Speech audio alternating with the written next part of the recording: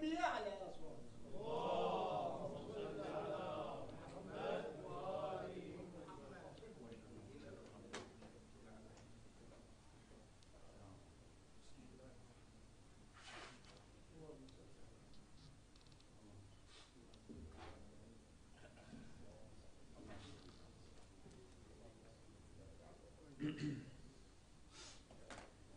أعوذ بالله من الشيطان الرجيم. بسم الله الرحمن الرحيم. صلى الله عليك يا رسول الله، صلى الله عليك وعلى آل بيتك المظلومين، صلى الله عليك يا سيد الشهداء، صلى الله عليك يا أبا عبد الله. لعن الله الظالمين لكم من الأولين والآخرين. يا ليتنا كنا معكم سادتي فنفوز فوزا عظيما. اللهم لعن أول ظالم ظلم حق محمد وآل محمد وآخر تابع له على ذلك. اللهم لعن العصابة التي جاهدت الحسين وشايعت وبايعت وتابعت على قتله. اللهم لعنهم جميعا. يقول الله تعالى في محكم كتابه الحكيم: أعوذ بالله من الشيطان الرجيم. بسم الله الرحمن الرحيم. وإن جاهداك على أن تشرك بي ما ليس لك به علم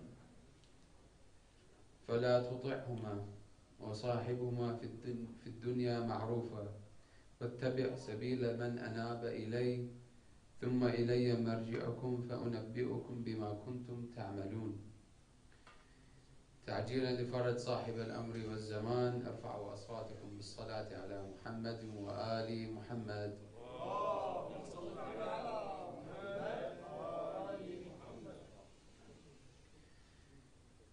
Allah subhanahu wa ta'ala says in the Quran, Bismillah ar-Rahman ar-Rahim, but if they endeavor to make you associate with me that of which you have no knowledge, do not obey them but accompany them in this world with appropriate kindness and follow the way of those who turn back to me. Then to me will be your return and I will inform you about what you used to do. So, the religion of Islam is built on a few aspects. One of them being, of course, the side of the ibadat and what we can worship and the way we worship Allah subhanahu wa ta'ala in terms of, for example, prayers, fasting, paying khums. All of these, they're part of the ibadat. And there is another side, and that is a side of the mu'amala. So how you interact with people. And of course this is where akhlaq comes in terms of what and how we treat people. And what we can and can't do to people. And how we speak to people. All of this comes under pretext of akhlaq. Of course, under this akhlaq, there is a specific topic, inshallah, we will be discussing today. And that is relationships and the importance of relationships. As we see in Islam, there is a heavy emphasis on having relationships, establishing relationships, upholding relationships. Why? Because this holds together the community, and it gives the believers trust. And of course that's what Islam is built on. And of course, part of these relationships that are emphasized in Islam is, of course, the relationship with Allah subhanahu wa ta'ala, the relationship with the parents, for example, the relationship with your friends, relationship with your relatives, relationship with fellow believers. All of these are relationships that Islam promotes and Islam wants from us. And of course, Islam is a social religion. It's not a religion that is just built on worship and prayer and fasting. All of this, Islam is much bigger than that. Islam is a religion that gives you a whole lifestyle and a way to live life in the correct way, of course, that will please Allah subhanahu wa ta'ala. And being social is, of course, part of our fitrah, our innate human nature. We, as humans, can't be people that just isolate ourselves and not interact with anyone, because that will affect us. We're not created that way, to just isolate ourselves. We want to interact with people. And this is why we are social beings. It is found, of course, in our fitrah. Now, when it comes to relationships, there is a hierarchy. Of course, like many things, there is a hierarchy on the importance of the relationships and what's most important and what's less important. But of course, they're all important. Now, the first and most important relationship that we must adhere to and we must uphold, and of course is at the top of the hierarchy, is the relationship between us and Allah subhanahu wa ta'ala. Because from this everything comes. Even there are other relationships that we'll speak about.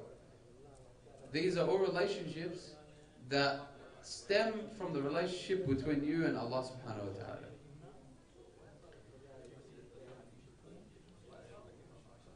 The second form, or the second relationship that we must uphold in importance, is the relationship between the family. So you and your family. And this could be your close family, and of course the extended family. And of course we have a concept called Salat al-Raham. So connecting with your blood relatives. And we even have narrations to state that the one who breaks a relationship with one of their blood relatives actually decreases their life expectancy in this world by 30 years or so. Depends on the narration. And of course this is part of the concept of bada and how things could change based on the timeline that we have.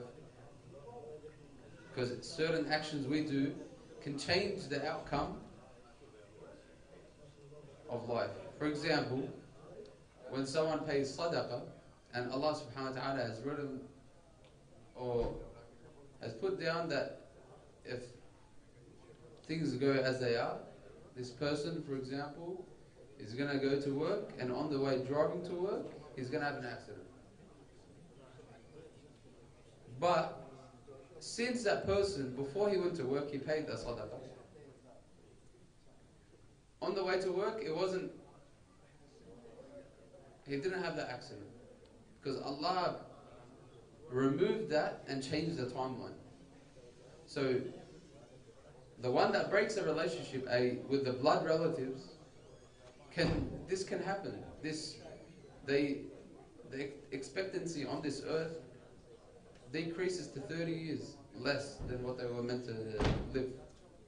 And this is dangerous. Of course, We humans love to live for as long as we can. So this doesn't help us in any way, shape or form. And of course the one that connects with their blood relatives, their life expectancy increases in accordance to the narrations. So that's the second form. Third form is where everything else comes. And this is the relationship between friends, for example, neighbors, fellow believers in the community. All of this comes under that last category of the hierarchy. And of course, when it comes to friends, we have to choose them wisely. Because your friends make up who you are.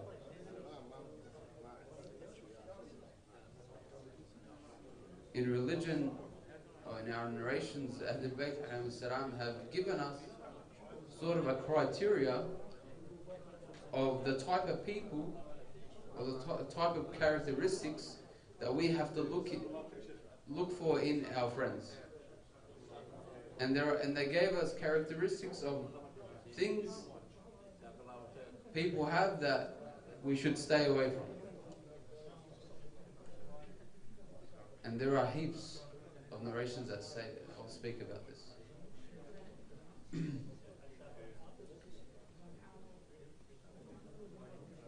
Now there is something very important that we have to discuss. And this is where relationships can have some toxicity. Of course, the only relationship that cannot be toxic is a relationship between us and Allah subhanahu wa ta'ala. But other relationships can be affected. For example, your relationship with your parents.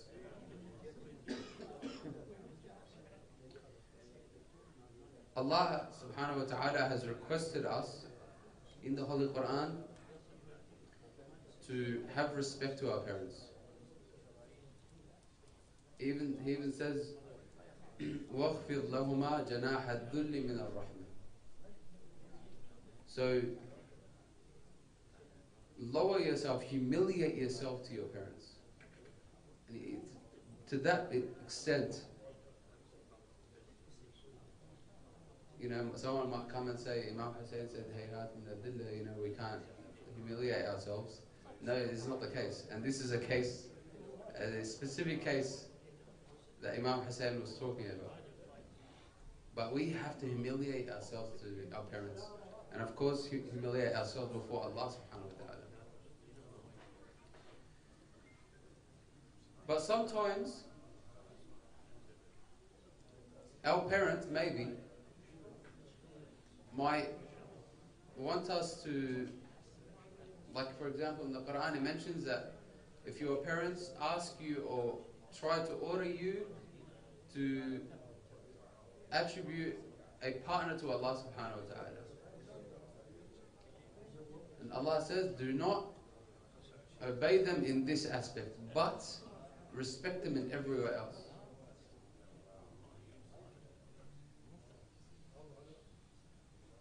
Because we have to maintain this respect to our parents.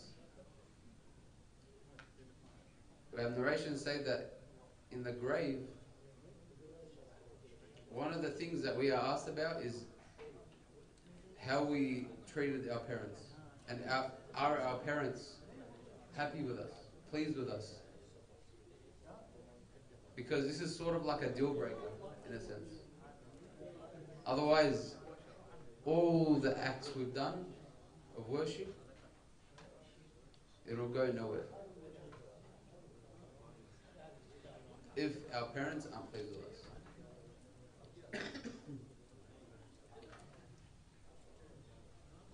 For example, another point where our parents can have a negative influence on us, and the relationship can get a bit toxic or negative, is, for example, You are going to get married soon, and you're planning this wedding, and your parents are requesting that we have music being played in the wedding. And of course, this is an issue that's been going on for a while today. Music in weddings is something so normal today in our community, it's actually ridiculous. And it's very sad to see, because it's as if we're going backwards. And you hear people saying that, look, it's only one day of the year, or one day in your life, just let loose for that one day. But it's on that day Allah subhanahu wa ta'ala tests you.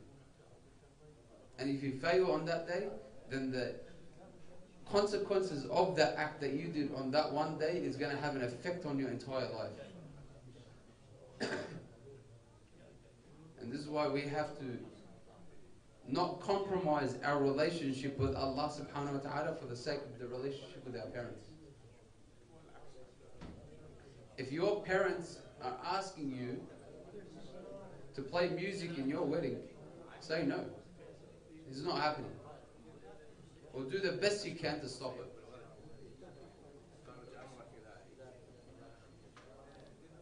And this is an actual issue. This is actually happening in our community and everywhere around the world. Some parents are the ones that actually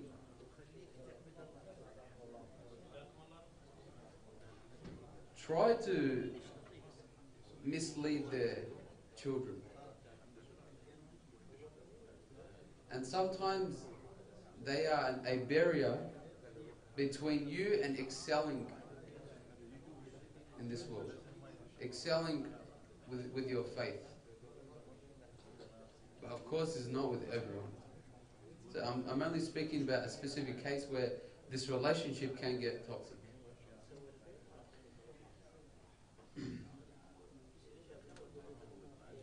Another toxic relationship is, of course, with our blood parents.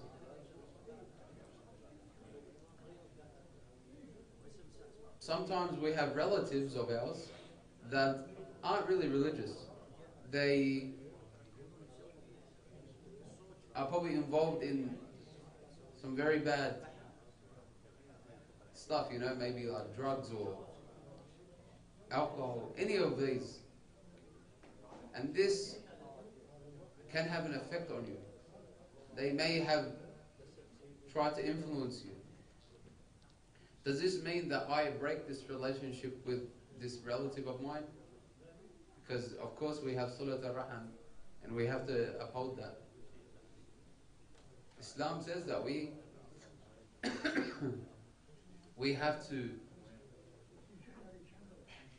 put barriers between with our relationship between myself and that my relative, but I don't break this relationship. When I break it, then I'm going against Salat al-Raham. Keep that relationship, however, just put a distance between you and that person, that relative of yours, that you feel is trying to, distance you from Allah subhanahu wa ta'ala. But of course, some of these people, if they are involved in something that's bad, or a relative, our duty as well is to also try to guide them, bring them back to the path. But when we see there's no hope, of course this is when you put the barriers up.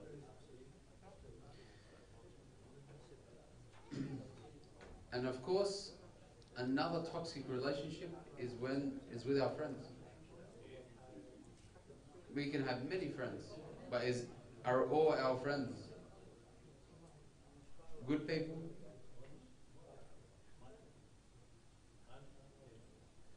For example, the Holy Prophet had many companions, but at the end of the day, were all the companions good? Of course not. They betrayed him at the end. This is why it's important that we have to pick the right people. The people that we put our trust in them. People that in the low times that you are in need, they will be there for you. And that's actually how you know who is a good friend. In the times of need. For example, you're low on cash and you need someone to help you out. That friend is going to be there for you. The people that stay away from these type of situations that you call them your friends, they're not truly your friends. They're just there for their own benefit. But when it's out of their benefit, then that's not a friend. That's someone that's just there for your company. That's it.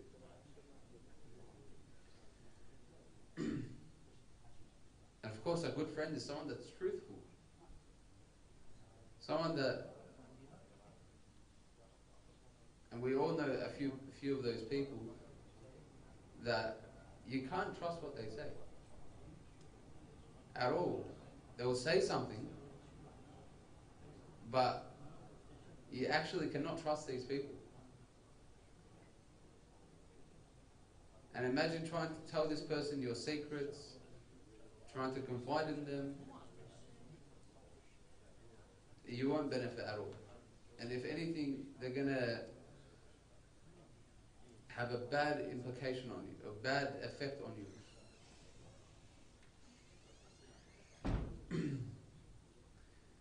And of course, ultimately, all of these relationships that I've mentioned, all of these relationships are all linked to the ultimate relationship that we have, which is the relationship between us and Allah subhanahu wa ta'ala.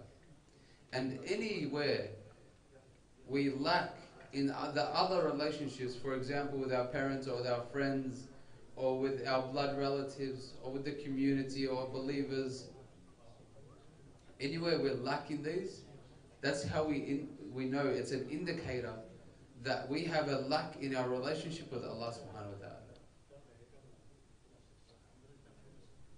So we grow these relationships, and of course the relationship between you and Allah subhanahu wa ta'ala grows as well. It's like when we, for example, follow the Ahlul Bayt alayhim salam. Someone might say, we need to, follow Allah subhanahu wa ta'ala. Why do we keep dwelling over the Ahlul Bayt and the Prophet? But our relationship with the Ahlul Bayt, with the Holy Prophet, is strengthening our relationship with Allah subhanahu wa ta'ala. And this is why we uphold this relationship with the Ahlul Bayt and the Holy Prophet.